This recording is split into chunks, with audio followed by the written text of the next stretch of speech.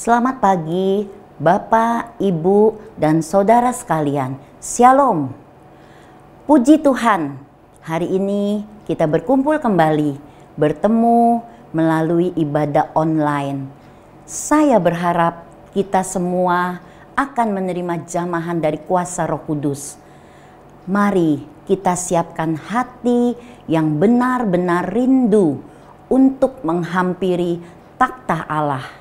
Walaupun saat ini beribadah di rumah masing-masing, kita satukan hati agar ibadah ini dapat berlangsung dari awal hingga akhirnya.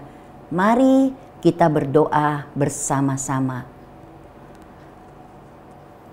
Bapa di dalam surga, hati kami penuh dengan ucapan syukur kepada Tuhan. Terima kasih Tuhan buat hari yang baru yang Tuhan telah jadikan. Kami bersyukur buat tubuh yang sehat. Kami bersyukur buat keluarga kami. Terima kasih Tuhan. Saat ini kami berdoa untuk seluruh jemaat Tuhan yang mengikuti ibadah online. Biarlah Tuhan menjamah setiap keluarga demi keluarga. Tuhan hadir, Tuhan yang melawat setiap kami semuanya. Biar ibadah ini menjadi ibadah yang diberkati Tuhan. Terima kasih Tuhan. Hamba juga berdoa buat tim PW, semua media maupun wifi, semuanya Tuhan berjalan dengan baik. Semuanya Tuhan lancarkan. Kami mau menyerahkan semuanya hanya ke dalam pimpinan daripada kuasa Roh Kudus saja. Terima kasih Bapak. Kami serahkan semuanya ibadah ini hanya di dalam nama Tuhan kami, Tuhan Yesus Kristus. Kami sudah berdoa dan mengucap syukur. Haleluya. Amin. Selamat beribadah. Tuhan Yesus memberkati. Shalom jemaat Tuhan, jumpa kembali dalam ibadah online GBI Battle Kelapa Gading. Siapa yang siap untuk menerima lawatan Tuhan hari ini boleh lambaikan tangannya. Katakan yes, haleluya. Sebab Roh Kudusnya telah dicurahkan atas kita. Roh tercurah dari surga, bumi bersuka cita. Roh tercurah dari surga, bangsa-bangsa bersorak, semua bangsa-bangsa kan mengaku bahwa Yesus Tuhan. Satukan arah Tuhan, kami siap menerima Roh Kudus-Mu hari ini.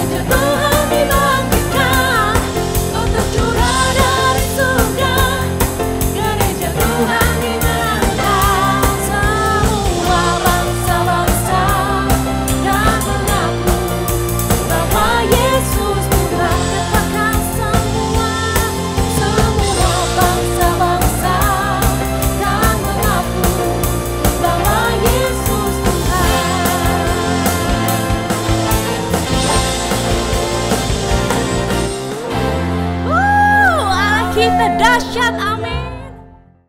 Saudara percaya ada gerakan Roh Allah terjadi di sini, saat ini, di tempat saudara, dimanapun saudara berada. Kalau percaya boleh katakan amin.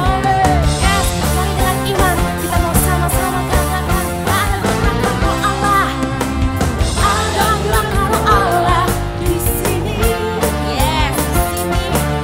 Ada gerakan Roh Allah di sini. Di timur, di barat, utara, dan selatan. Ada gerakan Roh Allah di sini. Yes, sekali lagi katakan. Ada gerakan Roh Allah di sini. Ada gerakan Roh Allah di sini. Di timur, di barat, dan selatan. Ada gerakan Roh Allah di sini. Hosana, Hosana, Hosana, Hosana. Pujilah Tuhan, pujilah Tuhan, pujilah Tuhan yang datang dalam nama Yesus. Amin. Ada gerakan Roh Allah di sini. Ada gerakan Roh Allah di sini. Yes, ada di sini saudara. Ada gerakan Roh Allah di sini. Di mana-mana, di timur, di barat, utara, dan selatan. Ada gerakan Roh Allah di sini. Hosana, Hosana, Hosana, Hosana. Pujilah Tuhan, pujilah Tuhan, pujilah Tuhan yang datang dalam nama Yesus. Katakan Hosana, Hosana, Hosana, Hosana. Pujilah Tuhan, pujilah Tuhan, pujilah Tuhan, pujilah Tuhan yang datang dalam nama Yesus. Sekali lagi ada gerakan Roh Allah di sini. Amin. Ada gerakan Roh Allah di sini. Di timur, di barat, dan selatan. Ada gerakan Roh Allah. Ada gerakan Roh Allah. Yes, ada gerakan Roh Allah di sini.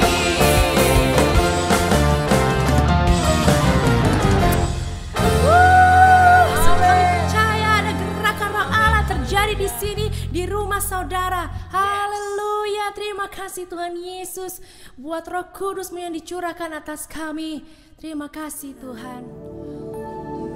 Terima kasih buat Roh-Mu yang tercurah, Roh penghibur yang Kau berikan bagi kami.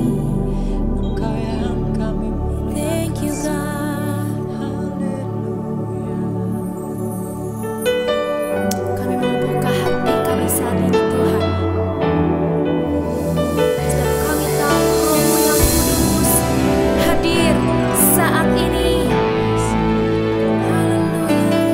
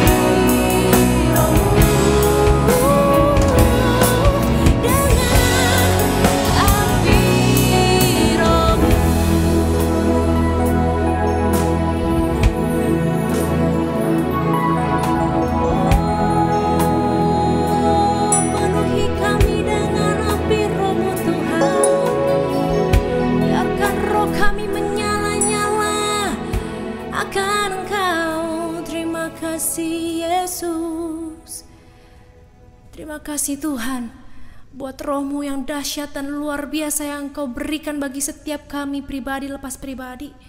Biar sebentar kami akan mendengarkan kebenaran firman-Mu. Terus Tuhan ubahkan hati kami agar kami boleh menjadi seperti serupa Engkau. Terima kasih Tuhan Yesus. Dalam nama Tuhan Yesus kami berdoa dan bersyukur. Haleluya. Amin.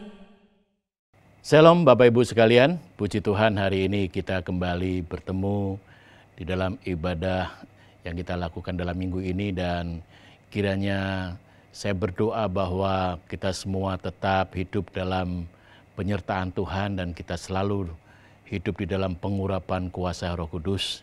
Hari ini kita masih tetap memperingati hari pencurahan Roh Kudus, di mana kita tahu bahwa Roh Kudus merupakan pribadi Allah sendiri yang ada dalam kehidupan kita, dan Dia yang menyertai sepanjang hidup dari masa ke masa, dan kita percaya bersama dengan Tuhan, bersama dengan Yesus, dan bersama dengan Roh Kudus, maka kita akan diberikan kekuatan yang luar biasa.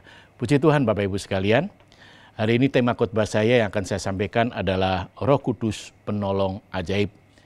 Dan ayat yang akan saya bacakan di dalam Kisah Para Rasul ayat 6, 5, dan 8. Dan kemudian kita akan lanjutkan dengan Kisah Para Rasul 7 ayat 55 sampai 60. Ini adalah runtutan kejadian tentang siapa Stefanus dan apa yang dialami oleh Stefanus.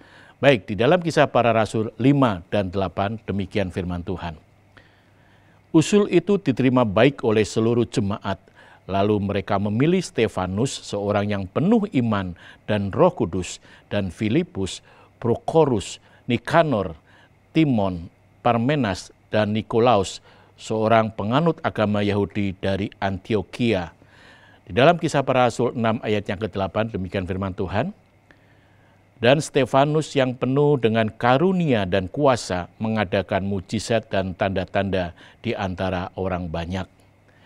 Stefanus adalah orang yang dipilih oleh para rasul untuk membantu di dalam pelayanannya. Dan ini terjadi karena ada sedikit kecemburuan sosial bagi para orang Yahudi yang memiliki kebudayaan Yunani, karena dianggapnya pembagian jatah atau diakonia atau santunan sosial kepada para janda-janda itu mereka sepertinya dibeda-bedakan. Ini yang membuat akhirnya para rasul-rasul mengambil keputusan untuk memilih 7 orang untuk membantu pelayanan di bidang diakonia seperti ini. Dan Stefanus salah satu orang yang dipilih. Bapak Ibu, kenapa Stefanus dipilih oleh para rasul?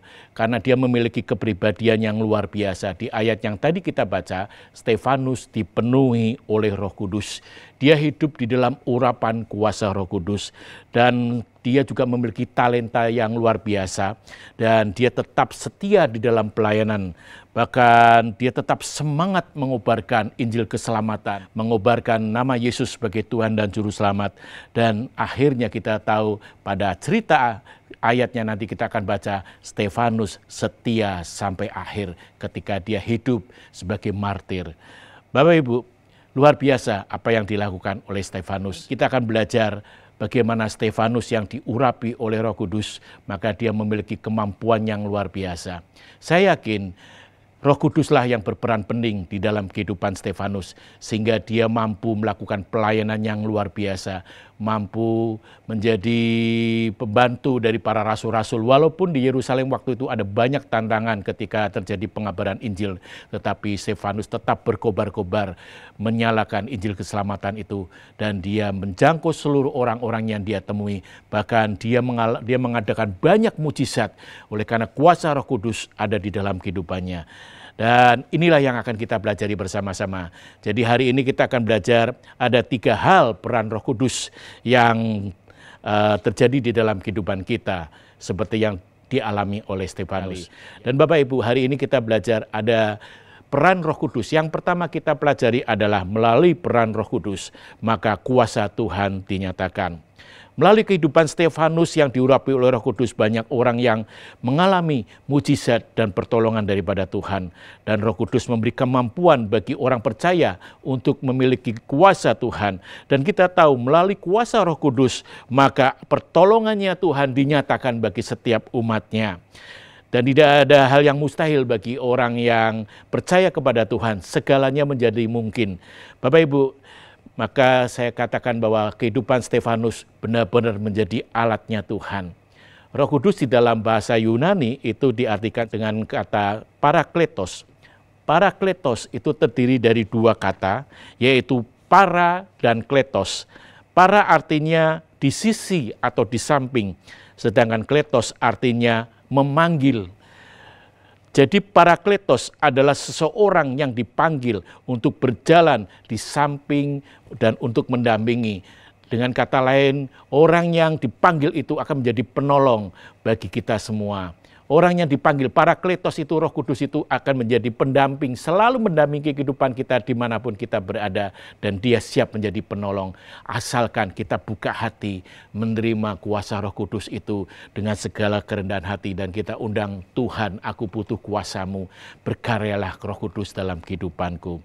Bapak Ibu sekalian, Roh Kudus itu diutus ke dalam dunia oleh pribadi Yesus sendiri ketika dia naik ke kerajaan surga. Dan Yesus katakan, aku kembali ke rumah Bapa, tetapi aku akan mengirim penolong. Dan inilah karya Roh Kudus, pengurapan Roh Kudus yang terjadi dalam kehidupan setiap orang-orang yang percaya. Dan murid-murid Yesus kita tahu ceritanya pada saat mereka berdoa di loteng Yerusalem, maka ketika terjadi pencurahan Roh Kudus, ada kuasa dahsyat dinyatakan. Bangsa-bangsa yang semula tidak percaya akan murid-murid Yesus pada saat itu, tiba-tiba mereka akhirnya bertobat dan terjadi lawatan Tuhan luar biasa. 3.000 orang dibaptis demi nama Tuhan Yesus Kristus karena karya Roh Kudus. Bapak Ibu, Roh Kudus diberikan sebagai penolong bagi setiap orang yang mengasihi Tuhan dan taat kepadanya.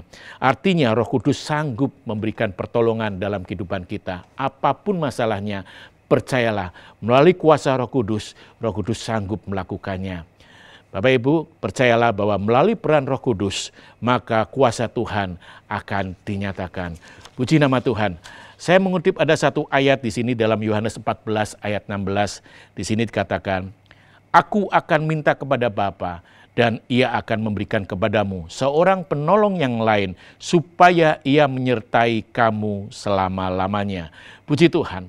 Penolong atau Roh Kudus itu adalah seorang yang dipanggil, yang diutus oleh Yesus. Dan dialah sendiri pribadi Yesus dan mempunyai pengertian sehingga dia menolong kita setiap umat-umat yang percaya kepada dia. Ada satu cerita yang pengalaman saya ketika pelayanan selama ini ketika ada orang yang berduka dan dimakamkan di Santiago Hill. Dan ketika mobil cukup banyak untuk konvoi, dengan melewati jalan tol Cikampek yang macet untuk menuju di daerah Cikarang, di mana Santiago Hill tempat di sana. Maka kalau kita berjalan sendiri, maka kita akan lama sekali dan ada banyak hambatan. Bahkan mungkin kita tidak bisa melewati karena kemacetan. Saya bercerita sebelum ada jalan tol layang yang di Cikampek. Tetapi saya melihat dari keluarga-keluarga yang berduka selalu menyiapkan forrider. Jadi 2 orang polisi, bahkan 3 orang polisi yang memiliki kendaraan dan ada sirene lengkap. Dan dia yang mengawal kami sehingga saya lihat perjalanan kita dari rumah duka menuju ke tempat pemakaman Santiago Hill itu bisa berjalan dengan cepat. Walaupun seperti di tol Bekasi, Bekasi Barat, Bekasi Timur ada kemacetan, tetapi kami bisa melewatinya dengan waktu yang luar biasa. Nah, untuk menghindari banyak pengunjung atau banyak pengendara yang ngikutin rombongan kami, maka diberikan label stiker. Biasanya ditulis keluarga nama yang berduka. Dan dengan stiker itu, maka kita bisa cepat. Walaupun ada 10-15 mobil yang konvoi, tapi itu bisa dikendalikan oleh patroli atau polisi tadi atau forrider tadi. Nah, cirinya harus ada stiker. Tiba-tiba kalau saya melihat ada pengemudi yang lain yang tidak memiliki stiker masuk pada rombongan kami, sehingga polisi itu akan memberikan kode dan dia harus keluar dari rombongan itu. Nah Bapak Ibu, artinya begini, kalau kita bisa jadikan ilustrasi ini, tentang peran Roh Kudus. Roh Kudus nanti saya mendampingi perjalanan kehidupan kita. Mungkin hidup kita mengalami kemacetan, kehidupan kita ada banyak masalah, kehidupan kita mungkin ada banyak hambatan. Tetapi kalau mengundang kuasa Roh Kudus, dia sebagai penolong, dia tidak hanya mendampingi, tapi dia menguasai kehidupan kita. Maka walaupun banyak hambatan, kita bisa melewatinya karena kuasa Roh Kudus. Kuasa Roh Kudus yang memberikan kuasa yang luar biasa. Kuasa Roh Kudus yang memiliki segala sesuatu dengan heran yang dinyatakan dalam kehidupan kita. Nah, kalau stiker yang di mobil yang dipakai itu adalah untuk tentang keluarga, maka itu jadikan sebagai ilustrasi, yaitu apa? Stiker itulah iman perjalanan hidup kita dalam tangan Tuhan. Kita yang sudah memiliki label anak Tuhan, memiliki iman kepada Tuhan, maka kita bisa berjalan dengan baik dan Roh Kudus menyertai kehidupan kita. Melalui peran Roh Kudus, kuasa Tuhan dinyatakan. Itu adalah poin yang pertama. Poin yang kedua di dalam Kisah Para Rasul 7 ayat 55 sampai 56, demikian firman Tuhan. Tetapi Stefanus yang penuh dengan Roh Kudus menatap ke langit lalu melihat kemuliaan Allah dan Yesus berdiri di sebelah kanan Allah. Lalu katanya, sungguh aku melihat langit terbuka dan Anak Manusia berdiri di sebelah kanan Allah. Mengapa Stefanus akhirnya dibenci oleh orang-orang sekitarnya? Jadi ceritanya begini Bapak Ibu, ketika nama Stefanus ini dipakai oleh Tuhan dengan luar biasa, dia mulai termasyhur, ada banyak orang-orang yang mulai cemburu kepada dia, iri kepada dia, dan sehingga menghasut. Dan akhirnya Stefanus ditangkap dan diadili di Mahkamah Agama, dan akhirnya vonisnya adalah Stefanus diseret keluar dan dia dirajam batu sampai mati. Tetapi kita membaca di ayat yang Kisah Para Rasul 7 ayat 55 sampai 56 tadi. Di situ Stefanus tidak sedikit pun gentar akan kematian. Stefanus hanya berserah kepada Tuhan. Bahkan dia berkata bahwa Stefanus menatap ke langit dan dia berkata, aku melihat kemuliaan Allah dan Yesus berdiri di sebelah kanan Allah. Dan sungguh aku melihat langit terbuka dan Anak Manusia berdiri di sebelah kanan Allah. Bapak Ibu, jadi poin yang kedua yang kita pelajari dari pribadi Stefanus, yang kedua adalah melalui peran Roh Kudus, kemuliaan Tuhan dinyatakan. Banyak orang yang mengaku dirinya Kristen tetapi tidak dapat menjadi terang. Bahkan kehidupan sepanjang hidupnya adalah redup, bahkan gelap. Karena apa Bapak Ibu? Karena hidupnya jauh daripada Tuhan. Tidak pernah merasakan kasih Tuhan setiap harinya, bahkan dia selalu ada persungutan setiap hari yang dia lakukan. Karena dia tidak memiliki keintiman secara pribadi dengan Tuhan. Dan hidup selalu merasa dalam ancaman. Baik ancaman tentang keuangan, bahkan mungkin ancaman ketika kita divonis sakit yang berujung kepada sebuah kematian. Bahkan mungkin ancaman karena kita memikirkan masa depan kita suram. Dan bahkan kita masih hidup di dalam ikatan dosa dan kita tidak bisa berbuat apa-apa. Bapak Ibu sekalian, mari saudara yang dikasihi Tuhan, mari kita tetap percaya kepada Tuhan bahwa melalui Roh Kudus kemuliaan Tuhan dinyatakan dalam kehidupan kita. 2 Korintus 3 ayat 18 demikian firman Tuhan, dan kita semua mencerminkan kemuliaan Tuhan dengan muka yang tidak berselubung, dan karena kemuliaan itu datangnya dari Tuhan yang adalah Roh, maka kita diubah menjadi serupa dengan gambarnya dalam kemuliaan yang semakin besar. Bapak Ibu sekalian, saudara yang dikasihi Tuhan, mungkin kita saat ini hidupnya terancam karena vonis penyakit yang menakutkan, ataupun seperti masa depan kita sia-sia, tidak berarti apapun juga. Tapi mari kita tetap kuat dan bersandar kepada Tuhan. Dan bila Roh Kudus yang ada dalam kehidupan kita itu memancarkan terus kemuliaan Tuhan, dan kita tetap berkata, terima kasih Tuhan bahwa Engkau selalu melindungi, sinar kemuliaan-Mu selalu menyinari kehidupan kami dimanapun kami berada. Bapak Ibu, Stefanus tidak takut untuk menghadapi sebuah kematian. Walaupun tubuhnya dirajam batu, tetapi mata rohani dia naik ke atas dan dia melihat langit terbuka. Keistimewaan Allah yang diberikan kepada Stefanus, sehingga Stefanus tetap kuat di dalam menghadapi ancaman seperti itu. Hari-hari ini saya rasa ancaman kehidupan itu terjadi dalam kehidupan kita. Ancaman kehidupan apapun yang tadi saya katakan mungkin selalu ada ketika kita bangun setiap hari dan kita selalu memikirkan. Tetapi di dalam nama Yesus, seiring dengan pembelajaran apa yang dilakukan oleh pribadi Stefanus, mari kita melihat kemuliaan Tuhan itu menyinari kehidupan kita dengan luar biasa. Sehingga kita bisa melangkah seturut dengan janji firman Tuhan. Kita bisa melangkah seturut dengan apa yang Tuhan katakan. Dan sinar kemuliaan Tuhan itu terpancar dalam kehidupan kita. Dan Bapak Ibu, sekali lagi saya katakan bahwa siksaan hidup Stefanus itu tetap dia alami, dan walaupun akhirnya dia harus mati, tetapi Tuhan menuntun, rohnya diterima oleh Tuhan, dan dia masuk di dalam kekekalan bersama dengan Yesus di surga. Puji Tuhan. Jadi poin yang kedua adalah melalui peran Roh Kudus, maka kemuliaan Tuhan dinyatakan. Saya percaya bahwa Roh Kudus yang ada dalam kehidupan kita terus menerus setiap hari semakin nyata, sehingga hidup kita semakin serupa dengan Yesus. Dan kita berkata, Tuhan, bila aku menjadi alat terang-Mu di dunia ini, dimanapun aku berada, aku bisa menjadi terang, baik di dalam pekerjaan, baik di dalam keluarga, baik di dalam apapun juga, dimanapun kita melakukan, sinar kemuliaan Tuhan selalu ada dalam kehidupan kita. Bapak Ibu, mari kita tetap pegang teguh janji firman Tuhan bahwa bila kita menjadi terang dunia dan dimanapun kita berada, maka kita bisa menyinari dunia yang semakin gelap, dan orang akan melihat kemuliaan Tuhan itu nyata melalui apa? Melalui setiap tindakan perbuatan kita, dan biarlah nama Tuhan yang ditinggikan. Puji Tuhan. Dan peran Roh Kudus yang ketiga itu tertulis di dalam Kisah Para Rasul 7 ayat 58 sampai 60. Demikian firman Tuhan. Mereka menyeret dia keluar kota, lalu melemparinya, dan saksi-saksi meletakkan jubah mereka di depan kaki seorang muda yang bernama Saulus. Sedang mereka melemparinya, Stefanus berdoa, katanya, "Ya Tuhan, terimalah rohku." Sambil berlutut, ia berseru dengan suara nyaring, "Tuhan, janganlah tanggungkan dosa ini kepada mereka."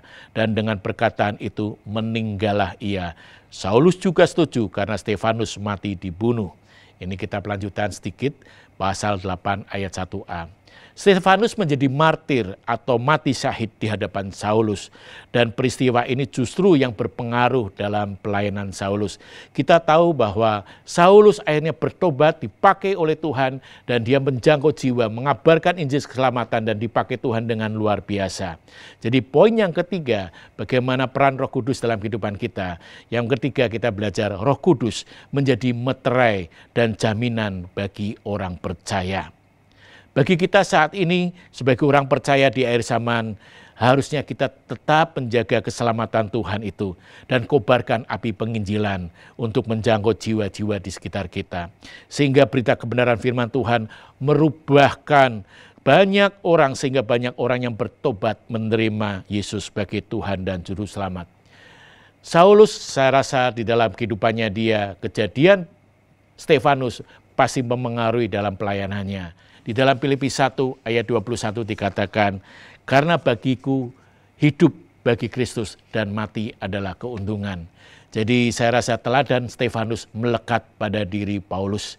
Paulus melihat kalau orang sudah mengenal dekat dengan Tuhan, maka segala yang di dunia ini sepertinya hanya bersifat fana, sementara. Justru sebaliknya, orang yang diberikan meterai Roh Kudus karena dia menerima keselamatan, maka dia hidupnya mencari Tuhan, mencari kekekalan, dan mengabarkan Injil keselamatan bagi semua orang. Kita menyadari bahwa orang di dunia ini masih butuh banyak yang dijangkau melalui firman Tuhan. Kita tahu harus ada banyak jiwa-jiwa yang dijangkau di muka bumi ini. Bapak Ibu sekalian, kalau Roh Kudus melekat, Roh Kudus menjadi meterai dalam kehidupan kita, maka kita tahu bahwa akan terjadi banyak pertobatan. Saya rasa Roh Kudus itu yang menjadi peran dalam kehidupan kita, dan itu sangat penting. Dan bila dalam kekristenan kita, dalam keimanan kita kepada Tuhan, dalam kerohanian kita kepada Tuhan, dasarilah semuanya itu oleh kuasa Roh Kudus, sehingga kita meterai keselamatan itu tetap nyata dalam kehidupan kita, dan kita bisa mengabarkan Injil keselamatan itu bagi orang lain, sehingga ada banyak pertobatan dan mereka mengenal Yesus sebagai Juru Selamat secara pribadi. Di dalam Efesus 1 ayat 13-14 dikatakan demikian ayat firman Tuhan. "Di dalam Dia kamu juga, karena kamu telah mendengar firman kebenaran, yaitu Injil keselamatanmu. Di dalam Dia kamu juga ketika kamu percaya dimeteraikan dengan Roh Kudus yang dijanjikannya itu, dan Roh Kudus itu adalah jaminan bagian kita sampai kita memperoleh seluruhnya, yaitu penebusan yang menjadikan kita milik Allah untuk memuji kemuliaannya. Puji Tuhan. Jadi inilah karya Roh Kudus dalam kehidupan kita. Jadi hal yang ketiga, peran Roh Kudus dalam kehidupan kita. Roh Kudus itu menjadi meterai dan jaminan keselamatan bagi kita orang percaya. Puji Tuhan Bapak Ibu sekalian, mari kita mengoreksi di hari-hari ini.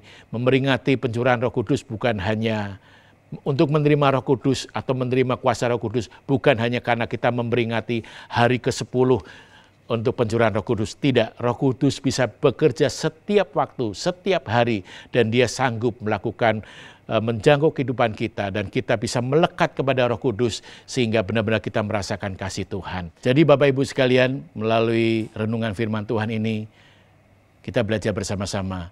Ada 3 hal penting peran Roh Kudus dalam kehidupan kita. Yang pertama adalah peran Roh Kudus itu kuasa Tuhan dinyatakan. Kuasa Tuhan bisa menembus segala kemustahilan. Dan kuasa Tuhan, kalau kita percaya sepenuhnya dalam tangan Tuhan, maka Tuhan akan memberikan tuntunan yang luar biasa dalam kehidupan kita. Yang kedua, melalui peran Roh Kudus, maka kemuliaan Tuhan dinyatakan. Hidup kita semakin bersinar, hidup kita semakin nyata, ada kemuliaan Tuhan, ada damai sukacita, bahkan kita bisa katakan bahwa akulah terang dunia. Dan yang ketiga, Roh Kudus menjadi meterai dan jaminan bagi orang percaya. Puji Tuhan, saya percaya bahwa hari ini kiranya kuasa Roh Kudus itu tetap ada melekat dalam kehidupan kita. Rohani kita semakin bertumbuh untuk menjadi serupa dengan Kristus. Dan kita siap dipakai oleh Tuhan untuk mengabarkan Injil keselamatan. Sehingga ada banyak jiwa-jiwa yang bertobat dan dilawat oleh Tuhan. Dan kita tahu bahwa dengan kuasa Roh Kudus, maka kita sanggup melakukan segala perkara. Puji Tuhan Bapak Ibu sekalian, saya tidak panjangkan renungan firman Tuhan pada hari ini, dan doa saya, mari kita selalu mengundang hadirat Tuhan, mengundang kuasa Roh Kudus untuk melingkupi seluruh kehidupan kita, dan benar-benar karya keselamatan Tuhan itu nyata. Demikianlah firman Tuhan yang bisa saya sampaikan, dan kiranya firman ini menjadi berkat bagi kita semua. Selamat hari Minggu, Tuhan Yesus memberkati. Puji Tuhan Bapak Ibu sekalian, mari kita berdoa bersama-sama untuk menutup ibadah pada hari ini. Kami mengucap syukur kepada Tuhan bahwa melalui karya Roh Kudus, maka kuasa Tuhan dinyatakan. Bahkan Roh Kudus bisa menjadi penolong bagi kami, bahkan kemuliaan Tuhan nyata dalam kehidupan kami. Mari Roh Kudus kuasai sepenuhnya, berikan kami selalu ada kekuatan, bahkan ada urapan yang baru dalam kerohanian kami, sehingga ketika kami melangkah di hari-hari ini, kami tetap merasakan lawatan Tuhan, jamahan Tuhan, dan kami merasakan kehadiran Tuhan dalam kehidupan kami. Terima kasih Tuhan, hamba-Mu sudah selesai berbicara, hamba-Mu sudah selesai menyampaikan firman, tetapi hamba-Mu percaya bahwa Roh Kudus sanggup menelisik dari setiap hati umat-Mu yang mendengarkannya Tuhan. Dan bila Roh Kudus itu menjadi pedoman kehidupan mereka mulai saat ini dan sampai selama-lamanya. Dan pada akhirnya Tuhan, kami berdoa syafaat juga bagi bangsa dan negara kami. Mari Tuhan Kau lawat semuanya bagi pemerintahan Indonesia, sehingga pada situasi hari-hari ini Tuhan, pemerintahan bangsa Indonesia melalui Presiden Jokowi dengan wakilnya dan jajarannya bisa mengendalikan bangsa ini dalam situasi yang baik, sehingga khususnya dalam situasi pandemi COVID ini semua bisa sirna dan pemerataan vaksin berjalan dengan baik. Terima kasih Tuhan, Kau melawat seluruh rakyat Indonesia. Berikan pertobatan Tuhan, sehingga nama Tuhan dipermuliakan. Ada banyak jiwa-jiwa yang dimenangkan, sehingga mereka mengaku Yesus adalah Tuhan dan Juru Selamat mereka. Dan mereka mulai mengaku bahwa tidak ada Allah lain, hanya di dalam nama Tuhan Yesus Kristus saja. Terima kasih Tuhan, terima kasih.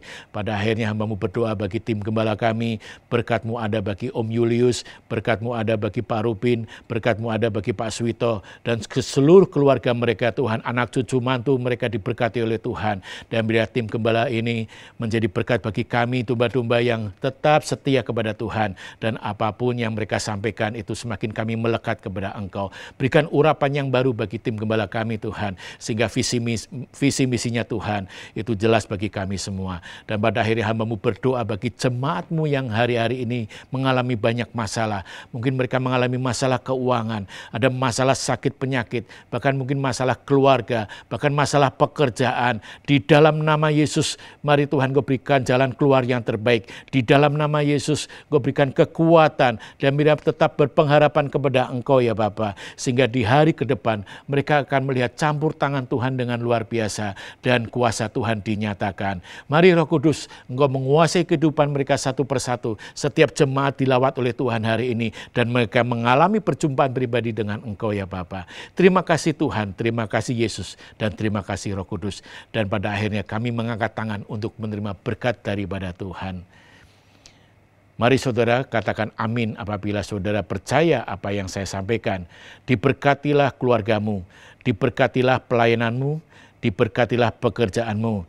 Terimalah berkat dari Allah Bapa, kecintaan dari pribadi Tuhan Yesus Kristus, dan persekutuan Roh Kudus mulai hari ini dan sampai selama-lamanya. Dan mari semua katakan amin.